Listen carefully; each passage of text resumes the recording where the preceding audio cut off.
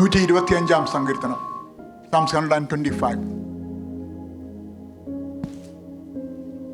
നമുക്ക് ചേർന്ന് വായിക്കാം. Let's read together. It's only 5 verses. യഹോവയിൽ ആശ്രയിക്കുന്നവർ കുലുങ്ങാതെ എന്നേക്കും നിൽക്കുന്ന സിയോൻ പർവ്വതം പോലെയാകുന്നു. പർവ്വതങ്ങൾ യെരൂശലേമിനെ ചുറ്റിയിരിക്കുന്നു. യഹോവ ഇന്നു മുതൽ എന്നേക്കും തൻ്റെ ജനത്തെ ചുറ്റിയിരിക്കുന്നു. നീതിമാന്മാർ നീതികേടിലേക്ക് കൈനീട്ടാതിരിക്കേണ്ടതിന് ദുഷ്ടന്മാരുടെ ചെങ്കോൽ നീതിമാന്മാരുടെ അവകാശത്തിന്മേൽ ഇരിക്കയില്ല. യഹോവയെ ഗുണവാന്മാർക്കും ഹൃദയപരമാർത്ഥികൾക്കും നന്മ ചെയ്യണമേ. എന്നാൽ വളഞ്ഞ വഴികളിലേക്ക് തിരിയുന്നവരെ യഹോവ ദുഷ്പ്രവൃത്തികളോടെ പോകുമാറാക്കട്ടെ. ഇസ്രായേലിന്മേൽ സമാധാനം വരുമാറാകട്ടെ. നമ്മുടെ കരങ്ങളെ ഉയർത്തി നമുക്ക് കർത്താവിനെ സ്തുതിക്കാം. ഞങ്ങളുടെ ദൈവമേ സ്വർഗ്ഗ പിതാവേ, നല്ല രാവിലെ സമയത്തിനായ കർത്താവെ ഞങ്ങൾ അങ്ങേ സ്തുതിക്കുന്നു. കർത്താവെ, ഞങ്ങൾ നിന്റെ പാദപീഠത്തിൽ കർത്താവെ സുഖത്തോടെ ക്ഷേമത്തോടെ എല്ലാം ആരോഗ്യത്തോടെ എല്ലാം പരിപാലിച്ച് കൂട്ടിക്കൊണ്ടുവന്ന എൻ്റെ കണ്ണയ്ക്കായി സ്തോത്രം. ഈ പകൽക്കാലം നിന്റെ ശബ്ദം കേൾക്കുവാൻ ഞങ്ങളെ അനുഗ്രഹിക്കുമാറാകണമേ എന്ന് പ്രാർത്ഥിക്കുന്നു. നീ തന്നെ സംസാരിക്കുമാറാകണമേ എന്ന് പ്രാർത്ഥിക്കുന്നു. ജനത്തെയെല്ലാം അനുഗ്രഹിച്ചാട്ട് കർത്താവെ. പ്രാർത്ഥന കേട്ടനായി സ്തോത്രം. യേശുവിൻ നാമത്തിൽ പിതാവേ.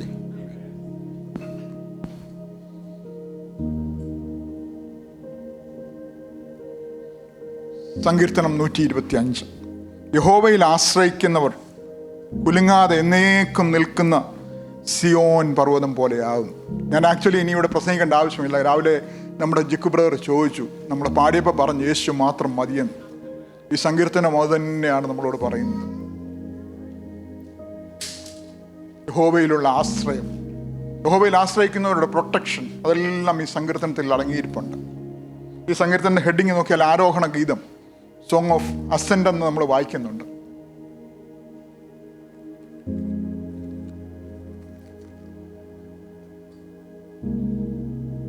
പഴയ നിയമത്തിൽ നമ്മൾ വായിക്കുന്നത് ബാബേൽ പ്രവാസത്തിന് ശേഷം മടങ്ങി വന്ന ജനത്തോട് ദൈവം പറയുന്നത്, നിങ്ങൾ വർഷത്തിൽ 3 പ്രാവശ്യം പുരുഷന്മാരെല്ലാം നിർബന്ധമായും ദേവാലയത്തിൽ വന്നിരിക്കണം. വരുന്നവർ വെറും കൈയോടെ വരരുത്. വരുമ്പോൾ ദൈവത്തിന് യാഗങ്ങളെ കൊണ്ടുവരണം ദൈവസന്നിധിയിൽ. അങ്ങനെ ഉള്ള സങ്കീർത്തനങ്ങളാണ് 120 മുതൽ 34 വരെയുള്ള 15 സങ്കീർത്തനങ്ങൾ. ഇത് നല്ല വഴി കൂടെ ഒന്ന് നടക്കുമ്പോൾ അവർ പാടിയതല്ല. അവർ കല്ലിനകത്തൂടെയും ഒരു വഴിയില്ലാത്ത വഴി കൂടെ ഒക്കെ നടക്കുമ്പോൾ പാടിക്കൊണ്ട് ദൈവസന്നിധിയിലേക്ക് വരുന്നൊരു സങ്കീർത്തനമാണ് ഈ 125 സങ്കീർത്തനം. നമ്മളിന്ന് ഇപ്പം നമ്മൾ ഏറ്റവും വലിയൊരു ചർച്ചാ വിഷയം സങ്കീർത്തനം വായിക്കണോ പഴയ നിയമം വായിക്കണോ എന്നൊക്കെ വലിയ ചർച്ചകൾ ആത്മീയ മണ്ഡലത്തിൽ നമ്മൾ നടക്കുന്നുണ്ട്. നമ്മളൊന്നും അത് അറിയുന്നില്ലെന്നേ ഉള്ളൂ. പക്ഷേ ഈ സങ്കീർത്തനങ്ങൾ മുഴുവൻ ഇസ്രായേൽ മക്കള് ദൈവത്തെ പാടി ആരാധിക്കുവാൻ, ദൈവത്തിന് വരുമ്പോൾ പാടി ആരാധിച്ചുകൊണ്ടിരുന്ന സങ്കീർത്തനങ്ങളാണ് നമ്മൾ ഈ സങ്കീർത്തനങ്ങൾ എന്ന് പറഞ്ഞ് വായിക്കുന്ന ഈ ഒരു ഫുൾ ബുക്ക്. നമുക്ക് ഈ ദൈവത്തെ ആരാധിക്കുമ്പോൾ സങ്കീർത്തനമൊക്കെ പാടണമെന്ന് തോന്നാറുണ്ടോ? ദൈവത്തിൻ്റെ മഹത്വത്തെ വർണ്ണിക്കുന്നതാണ് ഈ സങ്കീർത്തനങ്ങളെല്ലാം. ദൈവത്തിൻ്റെ ശക്തിയെ വർണ്ണിക്കുന്നതാണ്. ശക്തിയെ വർണ്ണിക്കണമെങ്കിൽ ഈ നമ്മുടെ ആശ്രയം ദൈവത്തിലായിരിക്കണം. നമുക്ക് പല കാര്യങ്ങളിൽ ആശ്രയിച്ചിട്ട് നമുക്ക് ദൈവത്തിൽ ആശ്രയിക്കുവാൻ കഴിയും. നമുക്ക് അങ്ങനെ വേണേലും പറയാം ദൈവത്തിൽ ആശ്രയം. പക്ഷെങ്കിൽ വേദപുസ്തകം വിഭാവനം, there is no neutrality in the spiritual world, no neutrality in the Bible. നമ്മൾ അങ്ങനെ ഇങ്ങനെ എല്ലാം ചെയ്യാമെന്ന് നമുക്ക് പറയാൻ പറ്റത്തില്ല. യഹോവയിൽ ആശ്രയിക്കുവാണെങ്കിൽ യഹോവയിൽ തന്നെ ആശ്രയമായിരിക്കണം. യെരമ്യാ പ്രവാചകന്റെ പുസ്തകം 2-ാം അധ്യായത്തിൻ്റെ 17-ാമത്തെ വാക്യത്തിൽ നമ്മളിങ്ങനെ വായിക്കുന്നുണ്ട്, യഹോവയിൽ ആശ്രയിക്കുകയും യഹോവ തന്നെ ആശ്രയമായിരിക്കുകയും ജനം. 1-ാം സങ്കീർത്തനത്തിൽ നമ്മൾ വായിക്കുന്നത് പോലെ അവർ നദിക്കരികെ നട്ടിരിക്കുന്ന വൃക്ഷം പോലെ ആയിരിക്കും. തക്ക സമയത്ത് അവർ ഫലം കായ്ക്കും. ദൈവം വന്ന് ചോദിക്കുമ്പോൾ നമ്മൾ ഫലം പുറപ്പെടുവിക്കുവാൻ ഇടയാകും.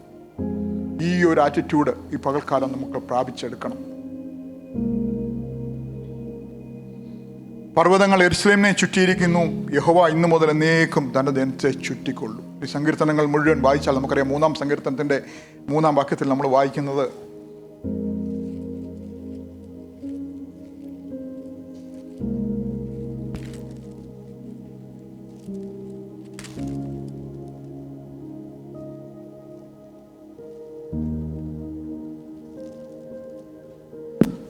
നീയോ യഹോവയെ എനിക്ക് ചുറ്റും പരിചയവും എൻ്റെ മഹത്വവും എൻ്റെ തലയുയർത്തുന്നവനുമാകുന്നു. സങ്കീർത്തനക്കാരൻ പറയുക, ഈ ദൈവം എൻ്റെ ചുറ്റും എനിക്ക് പരിചയം. ഇതൊരു ദാവീദിൻ്റെ ഒരു സങ്കീർത്തനമാണ്. നമുക്കറിയാം, കഴിഞ്ഞ ആഴ്ചയൊക്കെ പാസ്റ്ററൊക്കെ പറഞ്ഞു, ദാവീദ് രാജാവായിരുന്നെങ്കിലും ശൗലിനെ രാജാവിനെ പേടിച്ച്, മക്കളെ പേടിച്ചെല്ലാം ഓട്ടമായിരുന്നു. നിലവിലെല്ലാം ദാവീദ് രാജാവിന് പറയാനുള്ളത്, യഹോവ എൻ്റെ പരിചയം, എൻ്റെ കോട്ടയും, എൻ്റെ ചുറ്റും എനിക്ക് പരിചയമാണ്. എന്നെ ചുറ്റുപാട് നിന്ന് എന്നെ പരിപാലിക്കുന്നത് എൻ്റെ ദൈവമാണ്. എനിക്ക് സൈന്യമോ വാളോ കുന്തമോ രഥമോ ഒക്കെ ഉണ്ടെങ്കിലും എനിക്ക് ആശ്രയിക്കുവാനുള്ളത് എൻ്റെ യഹോവയിൽ മാത്രമാണ്. എനിക്കറിയാം നമ്മളിവിടെ ഇരിക്കുന്നവരൊക്കെയും നമ്മൾ ദൈവത്തിൽ ആശ്രയിക്കാമെന്ന് പറയാറുണ്ട്. പക്ഷേ നമ്മളത്തിന് റിവ്യൂ ചെയ്യുന്നതല്ല. നമ്മുടെ ആശ്രയം ദൈവത്തിലാണോ നമ്മൾ അറിയുന്നത് നമ്മൾ പ്രയാസങ്ങളിൽ കൂടെ കടന്നു പോകുമ്പോൾ. യോബിനെ നമ്മൾ ചിന്തിച്ചു നോക്കി. 10 മക്കൾ ഒരുമിച്ച് മരിച്ചു കിടക്കുക, തൻ്റെ സകല സമ്പത്തും പോയി കിടക്കുക. താനാണേലും ഇങ്ങനെ ചൊറിഞ്ഞ് ഇഷ്ടിക കൊണ്ട് ചൊറിഞ്ഞ് ദേഹം മുഴുവൻ ചൊറിഞ്ഞിരിക്കുക. എങ്കിലും താൻ പറയുന്നത് യഹോവയുടെ നാമം വാഴ്ത്തപ്പെടണം. നമ്മൾ ചോദിക്കാറുണ്ട്, ഇന്നത്തെ വലിയൊരു ചോദ്യമാണ്, why bad things are happening to good people. വലിയൊരു ചോദ്യമാണ്. ആർക്കും ഇതിൻ്റെ ഒന്നും ആൻസർ ഒന്നും കണ്ടുപിടിക്കാൻ കഴിയത്തില്ല. പക്ഷെങ്കിൽ ദൈവം ചിലപ്പോൾ നമ്മളെ ടെസ്റ്റ് ചെയ്യുന്നത് A faith that tested cannot be trusted എന്നാണ്.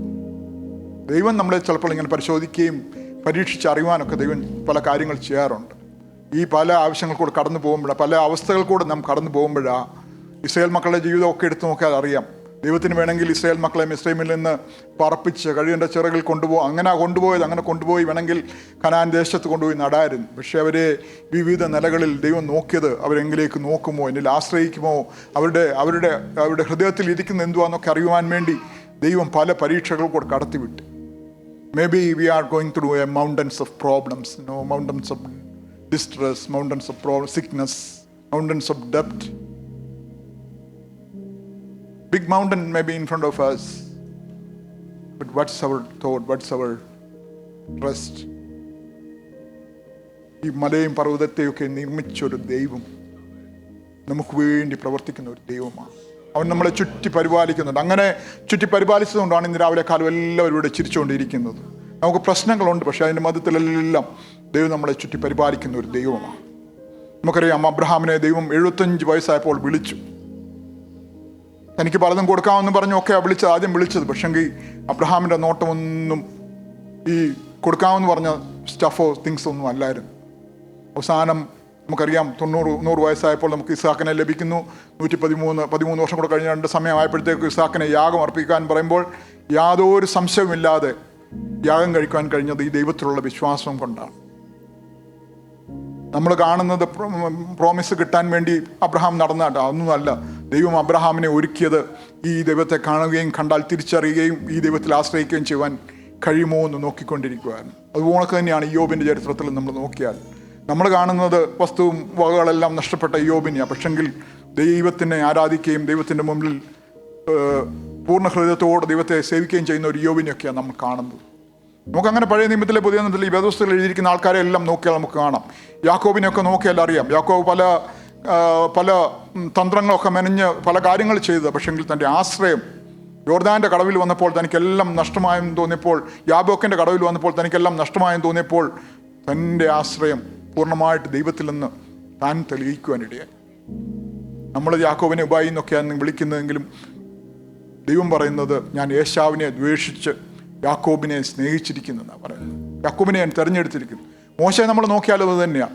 40 വയസ്സായപ്പോൾ മോശയ്ക്ക് തോന്നി എനിക്ക് അടിച്ച് എല്ലാം ഇസ്രായേൽ മക്കളെല്ലാം ഇപ്പോൾ അടിമത്തത്തിൽ നിന്ന് വിടുവിച്ച് കൊണ്ടുപോകാൻ കഴിയുമെന്ന്.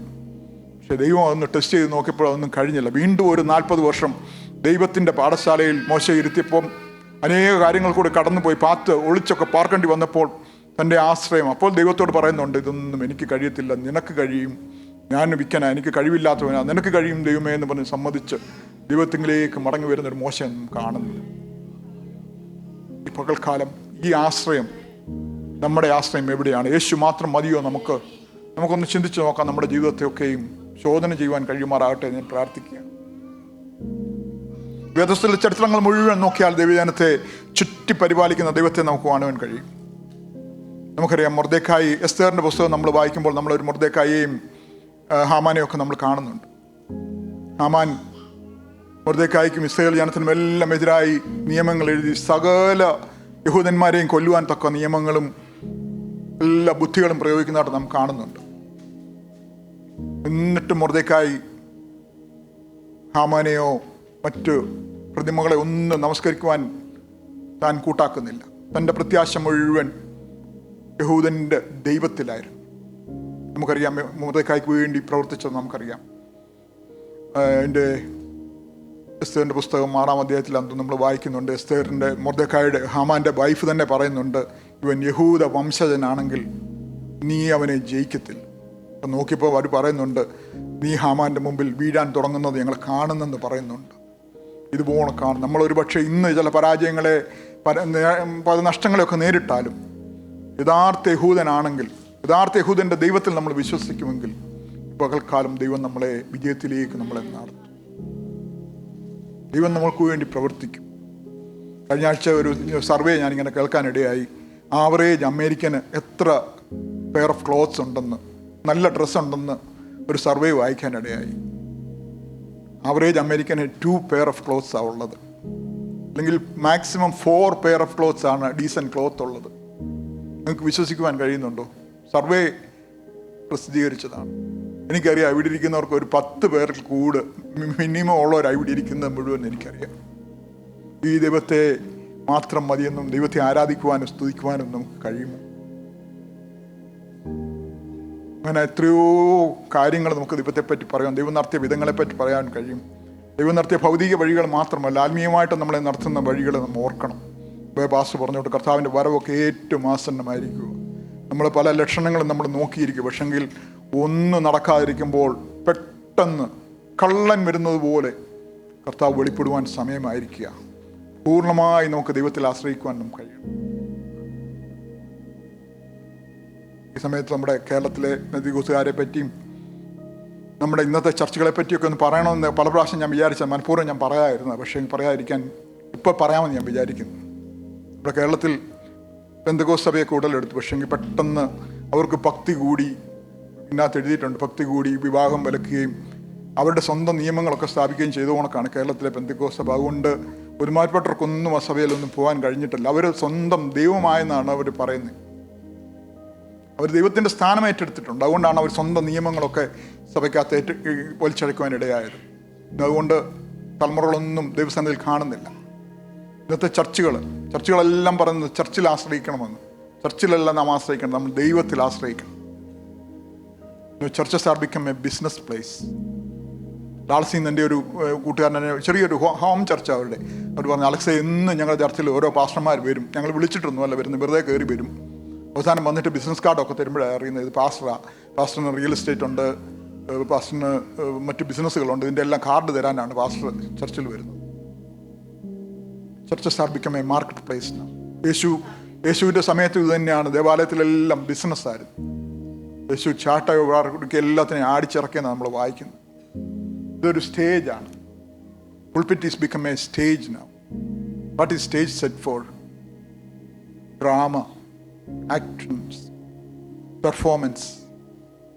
Pastors and preachers have become performers. We have a good sound system, 3,000 watt or 30,000 watt system. Churches have that. But what about the doctrine? We have a sound doctrine or we are missing that. നാം ഈ പകൽക്കാലം ദൈവത്തിലേക്ക് മടങ്ങി ചെല്ലേണ്ട ആവശ്യമാണ്. ചർച്ചയല്ല പ്രധാനം, വ്യക്തികൾ. ഇവിടെ ഇരിക്കുന്ന ഓരോരുത്തരോടും ദൈവം ഈ പകൽക്കാലം ഇടപെടുകയാണ്. It's not the mega church or multi-church or nothing. Church is not that. Church ദൈവത്തിൻ്റെ സഭ പ്രധാനമായി ലോകത്തിൽ കാണുന്ന സഭയല്ല ഞാൻ ഉദ്ദേശിച്ചത്. ഓരോരുത്തരും ദൈവവചനത്തിലേക്ക് മടങ്ങിപ്പോകണം. 2 തിമോത്തി 2:17 നമ്മൾ വായിക്കുന്നത്, പൗലോസ് തിമോത്തിയോട് പറയുന്നത്, സത്യവചനത്തെ യഥാർത്ഥമായിട്ട് നീ പ്രസംഗിക്കണം. Rightly divide the word of God, rightly proclaim the word of God, so that you should accurately analyze the word of God. You should skillfully teach the word of God. ഇതൊന്നും ഇന്ന് സഭകളിലില്ല. പാസ്റ്റർമാർ അവരുടെ സ്വന്തം പ്രീച്ചേഴ്സ് എല്ലാം അവരുടെ സ്വന്തം കാര്യങ്ങൾക്ക് വേണ്ടി മൈക്കിൻ്റെ ശബ്ദം കൊണ്ട് ഉയർത്തി വാക്കുകൾ പറയുന്നതേ ഉള്ളൂ. യേശുവിനെ ഉയർത്തുന്ന സ്റ്റേജുകളൊക്കെ വളരെ കുറവാണ്. എല്ലാം സ്വന്തം മഹത്വങ്ങളാണ് പലയിടത്തും ഇന്ന് വിവരിച്ച് കേൾക്കുന്നു. നാം ദൈവത്തിലേക്ക് തിരിയേണ്ടിയിരിക്കുന്നു. നമ്മൾ ഏത് അവസ്ഥകൾ കൂടെ പോയാലും നമുക്ക് എന്തോ ഉണ്ടോ ഇല്ലയോ എന്നുള്ളതല്ല. If you have Jesus we have everything. If you don't have Jesus we don't have nothing. നമ്മൾ ഹഗായിയുടെ പുസ്തകം 2-ാം അധ്യായത്തിൻ്റെ 6-ാം വാക്യത്തിൽ ഇങ്ങനെ വായിക്കുന്നത്, ഇനി ഞാൻ കരയെയും കടലിനെയും നദികളെയും സകലത്തെ ഭൂലോകത്തെ മുഴുവൻ ഞാൻ ഇളക്കും. സങ്കീർത്തനം വായിക്കുന്നത്, യഹോവയിൽ ആശ്രയിക്കുന്നവർ കുലുങ്ങാതെ നിൽക്കുന്ന സിയോൻ പർവ്വതം പോലെ. നമ്മൾ ഇങ്ങനെ ഉറച്ചു നിൽക്കണമെങ്കിൽ ഈ ദൈവത്തിലുള്ള ആശ്രയം, ദൈവത്തിലേക്ക് നോക്കിയാൽ നമ്മുടെ മുമ്പിലുള്ള എന്ത് നഷ്ടപ്പെട്ടാലും നമുക്ക് ദൈവത്തിൽ ആശ്രയിക്കുവാൻ കഴിയും. അങ്ങനെ പ്രസംഗിക്കുന്ന പോണക്കോ നമ്മൾ ജീവിക്കുന്ന പോണക്കോ അത്ര ഈസി ആയിട്ടുള്ളൊരു കാര്യമല്ല.